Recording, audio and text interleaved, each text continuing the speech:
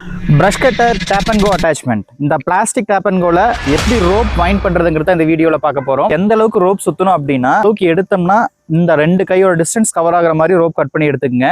Maximum round ரோப்பே use பண்ணுங்க. முடிஞ்ச வரைக்கும் 3 to 3.5 mm தான் அதிகபட்ச திக்னஸ் யூஸ் பண்ணுங்க. ஸ்கொயர் ரோப் யூஸ் பண்ணவே பண்ணாதீங்க. இந்த அட்டாச்மெண்ட்ல இந்த புஷ் அண்ட் ட்விஸ்ட் அழுத்தி ஜஸ்ட் ரைட்ல சுத்தினீங்கன்னா இது தனியாக கழண்டு வந்துடும். டோட்டலாகவே பார்த்தீங்கன்னா இந்த டேப் அண்ட் கோட்டோட பிளாஸ்டிக் அட்டாச்மெண்ட்டு உள்ள ஒரு சின்ன வாசர் இருக்கும். இது ஒரு ஸ்ப்ரிங்கு, நம்ம வைண்ட் பண்ணுற ஏரியா, க்ளோஸ் பண்ணுற கேப்பு. ஸோ இந்த அளவுக்கு லென்த்தான ஒயர் கட் பண்ணி எடுத்துருக்கோம் இல்லைங்களா, இந்த ஒயரை ஹாஃபாக எடுத்துக்கங்க. ஹாஃபாக மடித்து, அதாவது ரெண்டு சைடு எட்ஜையுமே சேர்த்து எடுத்துக்கங்க. இந்த அளவுக்கு வருதா?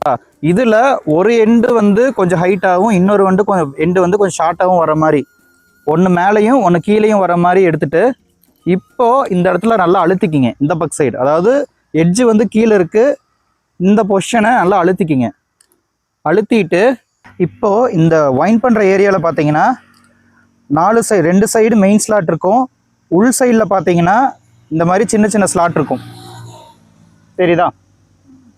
இந்த ஸ்லாட்டில் இந்த ஒயர் அப்படியே உள்ளே வச்சுட்டு பார்த்துங்க எப்படி வச்சுருக்கேன்னு. வச்சுட்டு இப்படியே இழுத்து நல்லா டைட்டாக இழுத்துட்டு வாங்க. ஏரியாவில் ஒரு சைடு ஷார்ட் சைடு வந்து முடிகிற மாதிரி இருக்கும். அந்த முடிகிற சைடை ஒரு காடியில் போட்டு எடுத்துக்கங்க. அதுக்கு இன்னொரு சைடு இருக்கும் இல்லைங்களா, அந்த சைடை இதுக்கு ஆப்போசிட்டான சைடு காடியில் போட்டு எடுத்துக்கங்க. லாக் பண்ணதுக்கப்புறம் இந்த மெயின் இது இருக்குது இல்லைங்களா, இதில் ஸ்ப்ரிங்கை கையில் எடுத்துக்கங்க. ஸ்ப்ரிங்கை கையில் எடுத்துகிட்டு இந்த ரோப்போட ஒரு எட்ஜை வந்து இந்த 2 சைடு ஹோலில் ஒரு ஹோலில் எடுத்துக்கங்க. இன்னொரு எட்ஜை இன்னொரு சைடு ஹோலில் எடுத்துக்கங்க.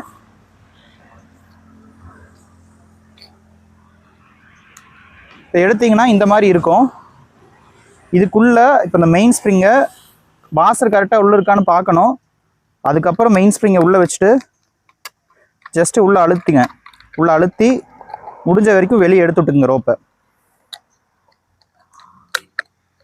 இந்த அளவுக்கு மூமெண்ட் கரெக்டாக இருக்கணும். உள்ளே போய் வெளியே வரணும், அப்போ தான் லாக் ஆகும். போனதுக்கு அப்புறம் மெயின் கேப் எடுத்து ஜஸ்ட்டு மேலே வச்சுக்கங்க.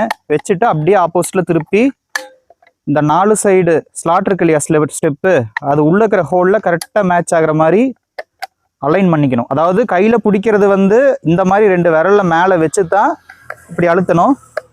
அழுத்தி ஜஸ்ட் ஆன்டி கிளாக் வைஸில் ரொட்டேட் பண்ணிங்கன்னா இது லாக் ஆயிரும். இது சிம்பிளான ப்ரொசீஜர் தான். பவுடருக்கு கொஞ்சம் டைம் எடுக்கும். இது கற்றுக்கிட்டிங்கன்னா ரொம்பவே ஈஸியாக இருக்கும்.